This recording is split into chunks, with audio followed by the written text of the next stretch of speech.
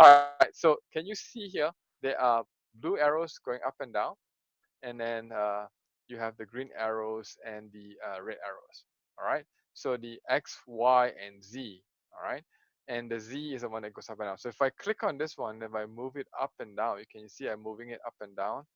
All right, and that's one of the basics of the movement in. And then you have the X-axis, and then you have the Y-axis. All right. So it's very important when you're moving objects, right? That this is what you will do. You can actually space yourself. Open up the building assessment directions note card. You can follow along, all right? And I'm going to go through this as a activity for you to be familiarized with the build menu, okay? So I'm going to minimize this because I don't want to clutter my screen here for you. So we're going to start today with an assessment on your basic building skill. And this one, I know that all of you are sent from scratch, but I want to at least give you an overview of that, okay? The thing is, whenever you're doing building activities, one of the important thing to do is to open up your camera controls, all right? Remember, we talked about yesterday, camera controls and your move navigation are really important ones. So the thing I always recommend, you can see mine at the top of my screen here, all right? And you can click on the camera controls to open it. All right, once again, you can move and pivot using this camera control without moving yourself, your avatar around. You can look around, all right? You can look up and down, all right? You can zoom in and out. You can use your scroll bar to do so, right? Or you can use this by dragging it in and out to zoom in and zoom out, okay? So we're gonna do a lot of this. You can move the entire screen left and right, up and down too as well. Okay, so it's important for you to have a camera control up in the air so you can actually zoom into objects and all that. Okay.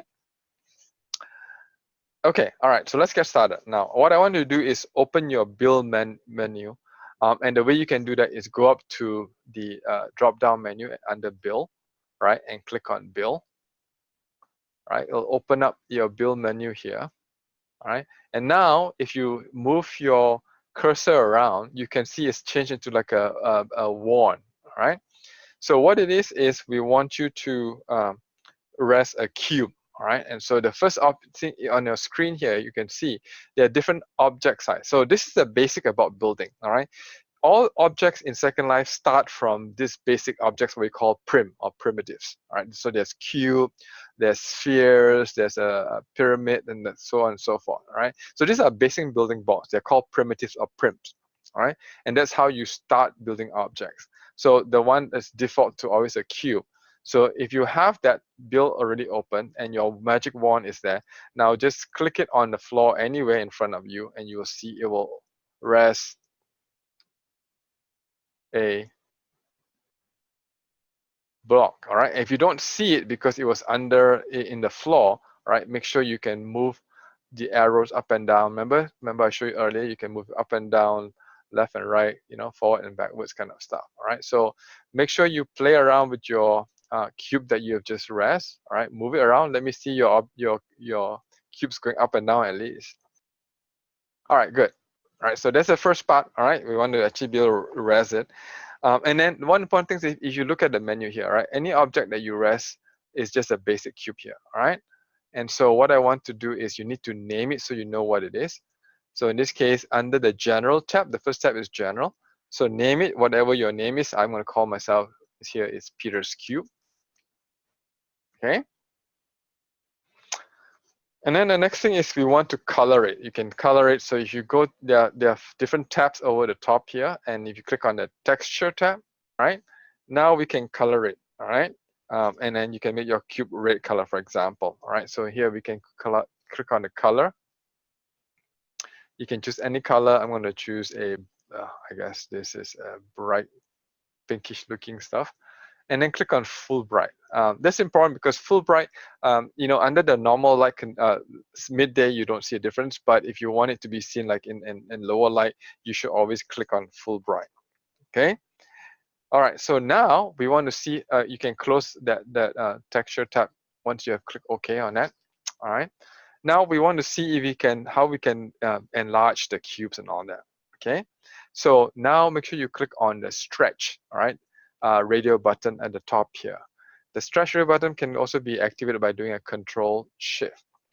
Can you see once I've changed that, now there are little tabs on the side that I can actually, oh, someone did a real big one. All right.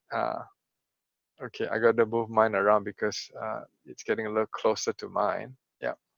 So you can actually stretch it. All right. So play with different tabs around and see how you can stretch it up and down, left and right. Okay. So you can see here how you can make into like a little, a big poster board perhaps. Okay, good. I see people playing around with it. Okay. So now you can actually put any objects, any texture, what I call a texture or image on that. So you may not have any textures in your inventory at this point in time. I'll show you what mine would look like. So you have to first click on the radio button that says select face, all right? And then you can see if you select one, there will be like a uh, a target, all right, a bullseye that will appear on that face that you are selecting, all right? So I'm going to move it around so you can see if I select another one, it can be on on any of the faces of your object, all right? So you can select a face. So I'm going to select on this face now, all right, and I can put a texture on that. So it could be, so I'm going to click on texture and it will open up the inventory, and there's a texture folder. All right, so you might feel there's some that's already given in that may be already in that. If you don't see one in your inventory under the texture, scroll all the way down and look for the OpenSim library.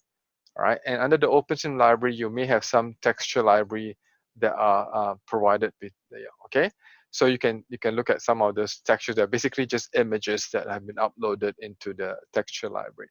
All right, so later on when we do builds and all that, you feel that if you wanted to create a poster with a particular image and all that, you can actually screen capture the image in on your 2D World Wide Web, all right, and then upload it into OpenSim, and it will recognize it as a texture, and then you can put it on your poster boards here, right? So I'm going to go back to my texture because I have really interesting ones. I can have one that has the COE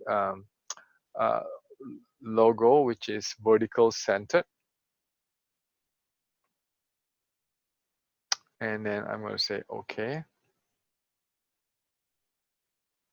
Oh, sorry, that's the one, that's the wrong one. Wait, that's the one that it's actually transparent, so you can really see that. Let me see if I can find, this is a COE logo. All right.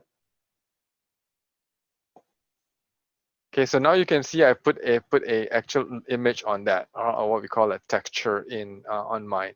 So if you can't see it, make sure you move your camera controls around so you can actually see what it looks like. All right. All right. So you guys should all have received the HowTech script. Okay. So what I want you to do is, this is a little more challenging. Okay. Once again, make sure you are in the edit mode for on your object. All right. So if you move out of that, make sure you do a right mouse click on it and click on edit. All right. So again, now you have the build edit mode here. Click on the content tab. All right. So what I want you to do is, in your inventory, once you found the HowTech script, click on that, hold it down, and then drag and drop it into the content tab of your box. All right, so now if you see on top of my box now, there is a floating or hovering text that says session 4. All right, and that's fine. That was what I had changed that to. So this is where we're going to modify it. Okay, so if you are in the content tab, double click on your HowTech script, and you will see this, right? Look for the text that says session 4, highlight the entire thing, and now you can type whatever text you want. I'm going to just say aloha. You can type whatever you want, all right? And once I click on save, I've changed the floating text, the hover text, to say whatever text I want. In this case, I've changed it to aloha, all right? So yeah, you can change to whatever you want above your text, okay?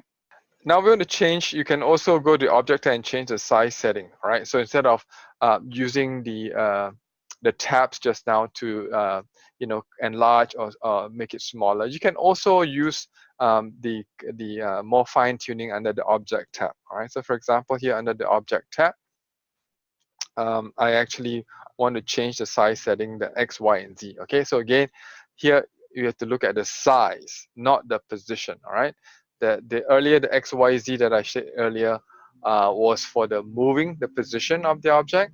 Now I want to change the size of the object. All right, so if I look at the second set of X, Y, Z, here would be the size in meters. Let me click the measurement X to 1.5.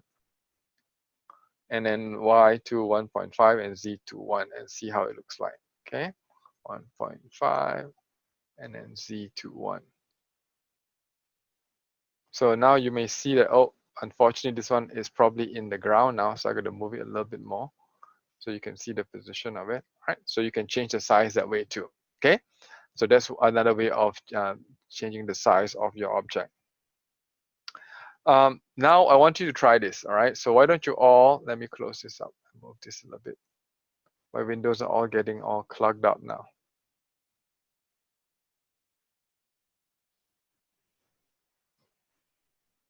All right, now if you hold down the control key of your keyboard, all right, you can see now the X, Y, and Z axis for the position is changed now to circles, all right?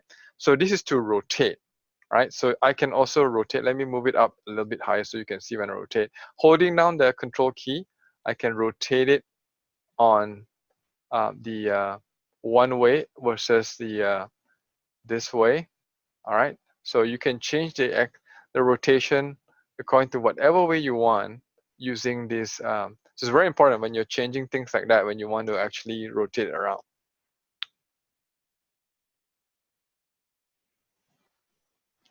All right, let me try and set it to a proper position so it doesn't look like so awkward now. Again, control key. In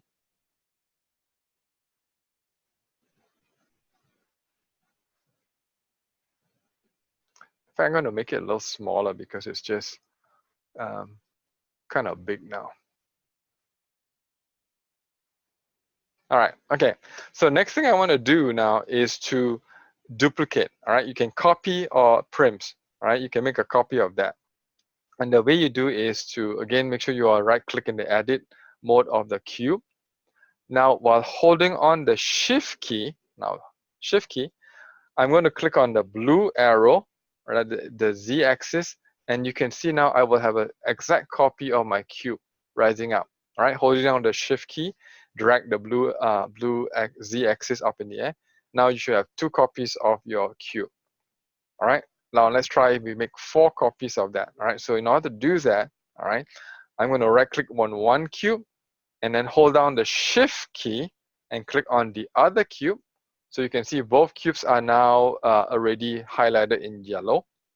Okay, and then I will then hold down the shift key again. All right, and then using the red arrow now, I can make sure I copy both at the same time. Right, now we'll have 4 cubes. Right, isn't it amazing? All right, easily create copies, multiple copies like that by holding down the shift key. All right, that's it. We're done with a really quick building assessment. Congratulations. All right, and then we'll move on to the more complex thing of doing the give back after this.